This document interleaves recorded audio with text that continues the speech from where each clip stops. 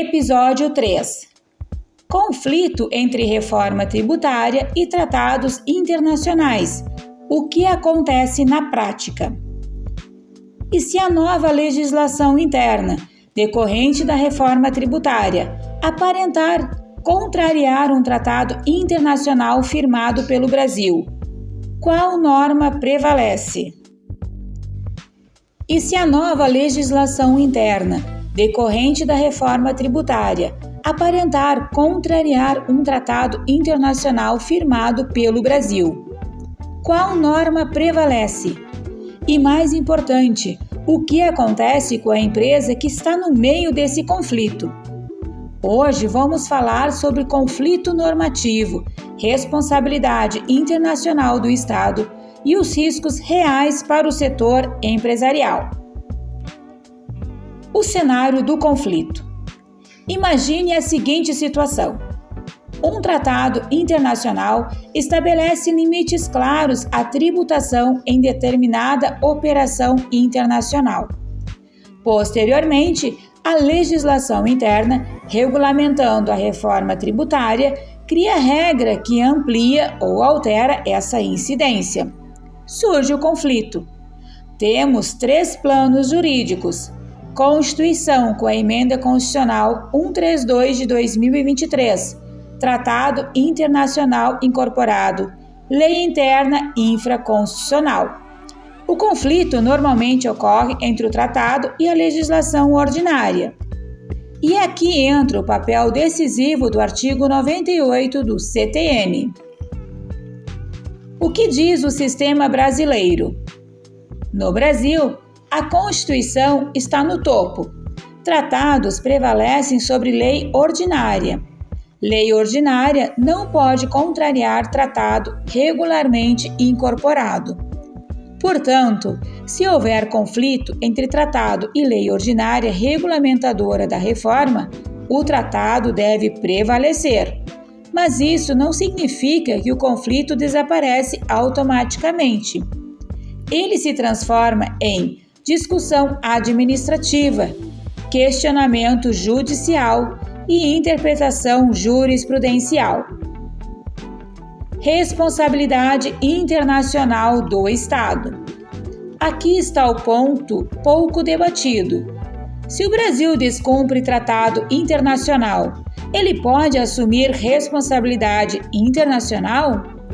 Isso significa reclamações diplomáticas, controvérsias entre Estados, arbitragem internacional, eventual sanção ou retaliação econômica. A empresa não pode ser responsável pelo conflito, mas pode sofrer o impacto econômico dele. O que acontece com a empresa no meio do conflito?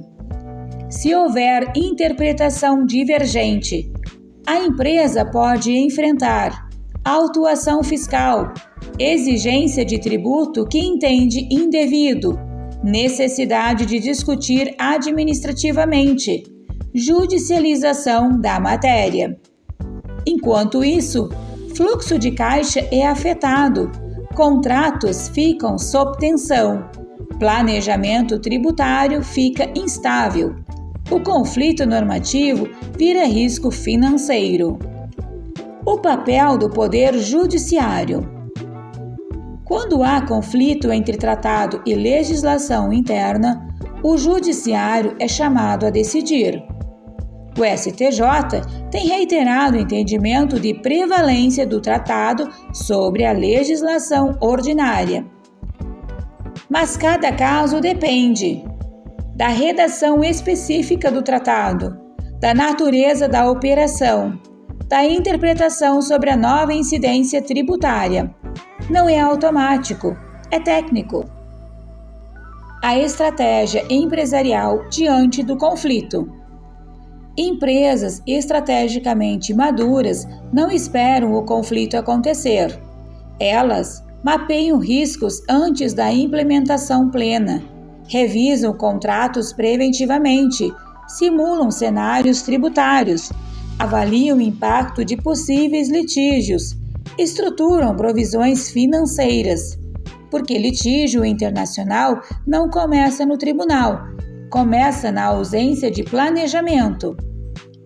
A reforma tributária reorganiza o sistema interno. Tratados internacionais mantêm compromissos externos. Quando há conflito, o sistema jurídico brasileiro tende a preservar o tratado frente à legislação ordinária. Mas o caminho até essa definição pode gerar custo, litígio e insegurança.